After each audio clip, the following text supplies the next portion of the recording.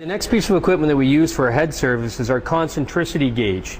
We use this concentricity gauge and it's piloted directly into the valve guide that we have corrected.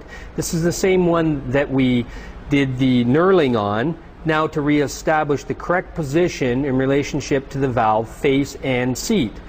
What we want to do is the valve face and the valve seat have to be matched and equal on planes. If we had a concentric angle, both these planes would be on the same angle and the exact same distance apart.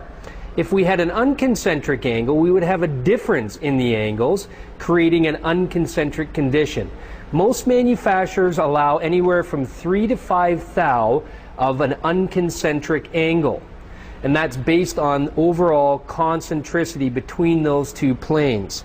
So what we have to do is we have to take our pilot, which is going to be somewhere in the neighborhood of 310 to 312, so that it taper fits into the guide area.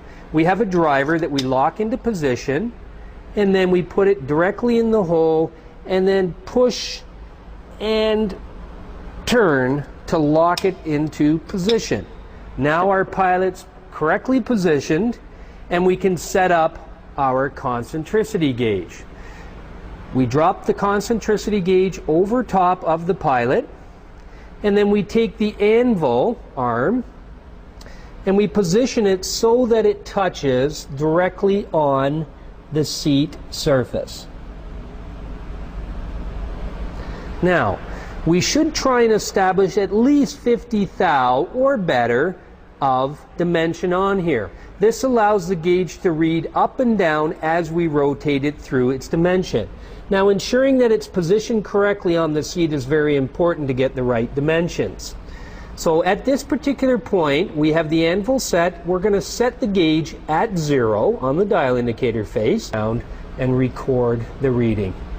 This one in particular, it's swept to 1 thou already, sweeping back to 9. So overall, the concentricity dimension we have here is between 9 and 10 thousandths of an inch. Now what we have to do is we have to correct that by going in and one of a couple things. Adjusting either the guide so that it's correct, but we've already done that through knurling. So now the next step would be to resurface the valve, which we have done.